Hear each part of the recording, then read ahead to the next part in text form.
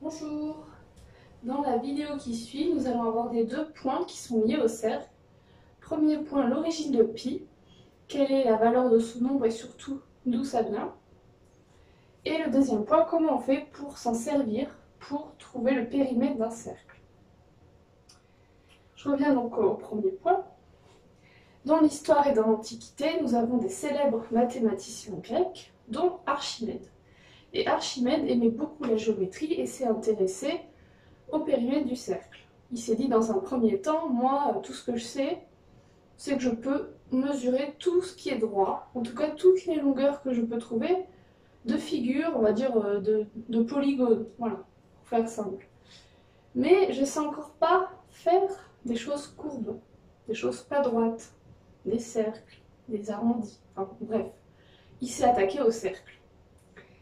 Et il a commencé, comme vous pouvez le voir sur mon dessin, par planter des piquets régulièrement, selon un cercle, alors soit qu'il aurait imaginé, soit qu'il aurait vraiment tracé avec une corde énorme. Voilà. Si on suppose que son cercle, parce que ça j'en suis pas sûre, c'est pas écrit, mais si on suppose que son cercle il fait 10 mètres de rayon, donc 20 de diamètre, on peut essayer du coup de mesurer comme ça tous les segments formés en reliant les piquets qu'il a placés le long du cercle. Et surtout, je reviens à 10 et 20, essayez de déduire peut-être quelque chose entre le diamètre ou le rayon et le périmètre, le tour, la longueur totale du cercle. Donc c'est ce qu'il a fait en faisant plusieurs essais. Il a essayé de faire un autre cercle avec un rayon 2 fois plus petit, ou un diamètre du coup 2 fois plus petit, et il a trouvé une longueur, comme ça, en faisant les piquets, qui semblait être 2 fois plus petite. Il a essayé avec d'autres cercles, par exemple un cercle de rayon ou de diamètre 3 fois plus grand, et il a encore fait le tour avec les piquets, comme ça, et il trouve quelque chose, alors approximativement, ça on va y revenir, approximativement quelque chose qui est 3 fois plus grand. Donc il a compris que derrière la longueur du cercle, il y avait de la proportionnalité, et qu'il y avait un certain coefficient, par contre, pas un coefficient facile à trouver, parce que le lien entre le diamètre et le périmètre, il trouvait jamais quelque chose d'entier, c'était pas x2, x3, x5, x10, c'était quelque chose de proche de 3. Bon. Donc, pour être plus précis, il s'est dit, je vais mettre plus de piquets, voilà. Je vais en mettre beaucoup plus. Et imaginez, là on va pas le faire, mais imaginez si on met 50 piquets. Ben, les petits segments entre chaque piquet, on a l'impression qu'ils sont confondus avec le cercle. Imaginez un petit peu. Et ben, du coup, il me semble quand même que si on met 50 piquets et pas 6 ou 8, enfin, comme là un peu comme ce que j'ai fait sur la figure, il me semble que c'est plus précis. Et il va se rapprocher petit à petit du coefficient attendu, c'est-à-dire après on va voir de la lettre pi, de ce qu'il aura appelé pi. Et il trouve 3,14. Donc à l'époque, il n'a pas été plus loin, on n'a pas plus de précision que ça. Actuellement, juste le dernier record en date pour vous donner une idée, il y a 31 000 milliards de décimales, donc de chiffres après la virgule, connus pour ce nombre pi. Mais on n'a toujours pas trouvé la valeur exacte parce que, après, je vais vous expliquer pourquoi, ce qui est normal. Mais en tout cas, on a cette précision-là. C'est une personne employée de Google qui a trouvé ça l'année dernière, le jour du Pi Day d'ailleurs, 14 mars 2019. Et elle a fait tourner pendant 121 jours un programme sur son ordinateur, pendant 121 jours, l'équivalent de données de la plus grande bibliothèque du monde. Et au final, elle a trouvé un nouveau nombre de décimales et elle a fait le record. Donc pour l'instant, c'est elle qui détient le record. Je reviens sur pi. Donc pi, lui à l'époque, Archimède, il a trouvé 3,14, il était déjà super content.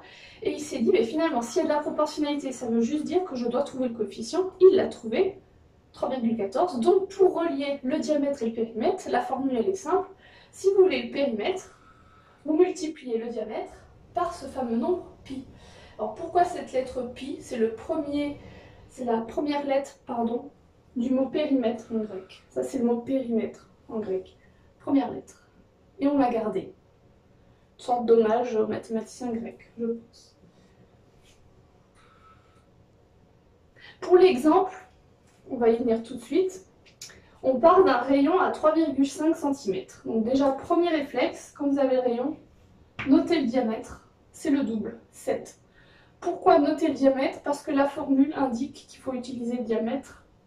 En tout cas, cette formule-là indique qu'il faut utiliser le diamètre, donc on va utiliser 7 et pas 3,5 dans notre calcul qui suit.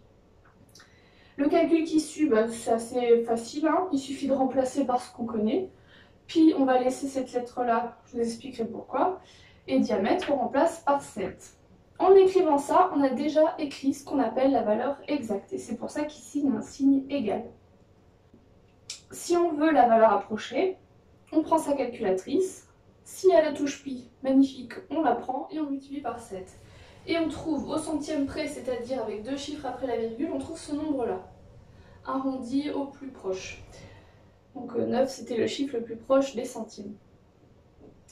Et à ce moment-là, on met la petite vague pour dire environ égal à ce nombre-là. Je reviens parce que je me rends compte que j'ai oublié quelque chose tout à l'heure. Pourquoi pi, on ne peut jamais trouver de valeur exacte de pi? Si je reviens sur la façon de trouver pi, on ne pourra jamais égaler le cercle en mettant des piquets. C'est pas possible. Même si vous mettez des piquets super proches, si vous zoomez, imaginez vous zoomez entre deux piquets alors qu'il y en a une multitude de piquets, vous aurez toujours un segment. Il y aura toujours une multitude de petits segments. Donc on ne sera jamais pile sur le cercle. On va toujours s'en rapprocher. C'est un peu ça, les maths des fois. Vous verrez au lycée, les limites. C'est vraiment ça, la notion de limite. On s'en rapproche, mais on n'y est pas. Et on n'y sera jamais. On ne sera jamais pile sur le cercle, on sera toujours très proche. C'est pour ça que pi, dès que vous remplacez sa valeur par 3,14, mais même des valeurs plus précises, il faudra toujours mettre environ égal. Donc la valeur exacte, c'est pas un nombre entier ou c'est pas un nombre voilà, qu'on peut mettre derrière un égal, c'est une formule en fait, la valeur exacte. Puisque de toute façon, dès qu'on remplace par pi, on a une valeur comme ça, approchée, jamais exacte. Voilà, je crois que j'ai tout dit sur le périmètre du cercle et sur l'origine de pi.